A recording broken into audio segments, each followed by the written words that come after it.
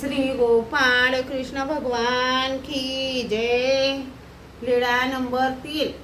भट्टोबासांना झोडी प्रदान। दुसऱ्या दिवशी सर्वज्ञांना प्रातःकाळचा पूजा वसर झाल्यानंतर सर्वज्ञांनी परावराचे निरूपण केले। मग दुपारच्या पूजा वसरानंतर जेवण झाले। गुन्हा केला, विडा घेतला, वाम कुक्षी होऊन उठले, आसनावर बसले। तेव्हा भट्टोबास म्हणाले, जीजी मी भिक्षेला जाईन। सर्वज्ञ म्हणाले, असं होय, निर्धूम नगर झाले, या भिक्षे रिगीजे, तिसऱ्या पहारी भिक्षा कीजे। मग सर्वज्ञ बाईसास म्हणाले, बाई आणा झोडी। बाईसा आपली जुनी झोडी द्यायला लागली। तेव्हा सर्वज्ञ म्हणाले, बाई ही नको, दुसरी द्या।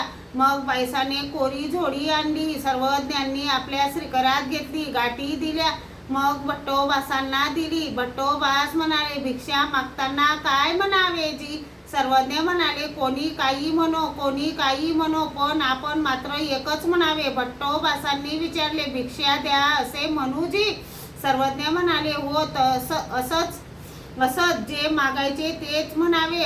ओढकतियाच्या घरा न वचावे, तोरण मंडळाच्या घरा न वचावे। एकीकडोनी रिगीजे, एकीकडोनी निगीजे, सारविला उंबरा देखोनी साऊ मेया न वचावे। भिक्षा मागोनी नदीच्या तीरी भोजन कीजे, क्षुधा निवृत्ती कीजे। जेविता आवडी गोडी न होवावी, तुम्हा गुन्हा त्यागू व्हावा। हा गा ये भिक्षा अन्न की, ये पवित्राचे पवित्र की, तुम्ही महात्मे की गा, तुम्ही पात्री पाडीले भोजन कीजे की।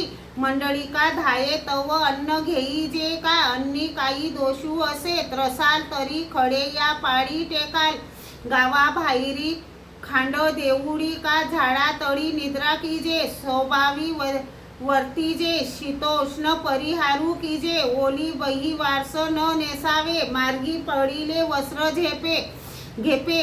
स्वान कुंडली का, कोपर दुटी पांघुरावी।